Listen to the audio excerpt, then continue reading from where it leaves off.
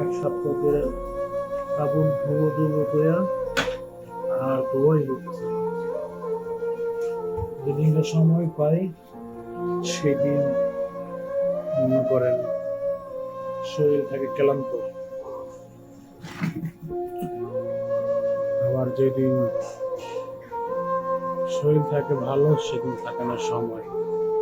কাপড়গুলো ধোয়ার কথা ছিল শুক্রবার, জুম্মার দিন, কিন্তু সেই দিন সময় পাইনি।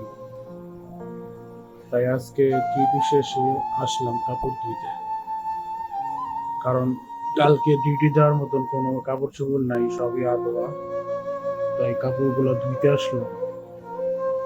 তাই বললাম, মায়ের মতন ভালোবাসা, মায়ের মতন মহব্বত, মার মতন টেক কোনো কিছুর সাথে তুলনা করা যায় না।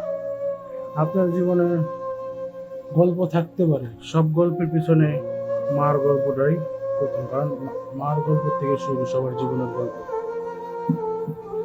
মার কথা খুব মনে পড়তেছে, কারণ দেশে থাকলে হয়তো কাপড় চোপড় আমার আম্মাই ধুয়ে দিত। বিদেশ বাড়িতে আসি, এখন কাপড় চোপড় আমারই ধোয়া লাগবে, কারণ এদিকে ধুয়ে দেওয়ার মতো কেউ নেই। মাকে খুব মিস করতেছি, কারণ এই কাপড়গুলো আম্মাই ধুয়ে দিত। আম্মা যদি দেশে থাকতাম, কি করার, বিদেশে বিদেশ নিয়ে আসবে। কাপড় চোপড়গুলো আম্মা না ধুইলে এখন আমার দিয়ে দিতে হচ্ছে, সাবান দিয়ে দিচ্ছি।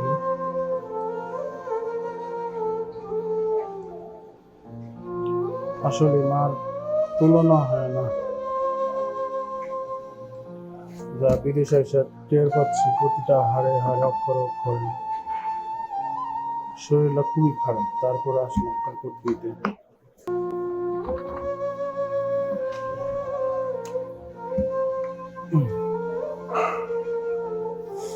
বিদেশ আইসা বাস্তবতা শিখতেছি যে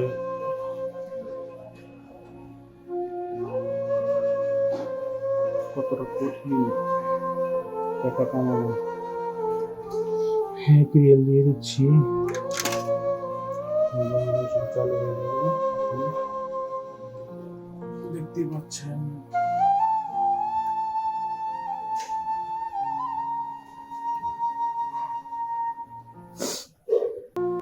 বিশ মিনিট, 20 মিনিট আমার কাপড়কে ওয়াশ করবে এই ওয়াশিং মেশিন।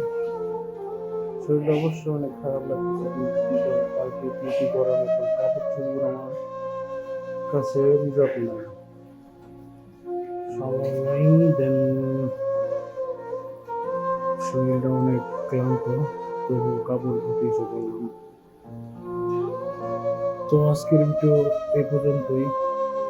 আমার এরকম ছোট ছোট ভিডিওগুলো পেতে চাইলে, আমাকে ভালোবাসা দিতে চাইলে আমার পাশে থাকবেন, আমার চ্যানেলটি সাবস্ক্রাইব করবেন এবং আমার ফেসবুক পেজটি ফলো করে দিবেন।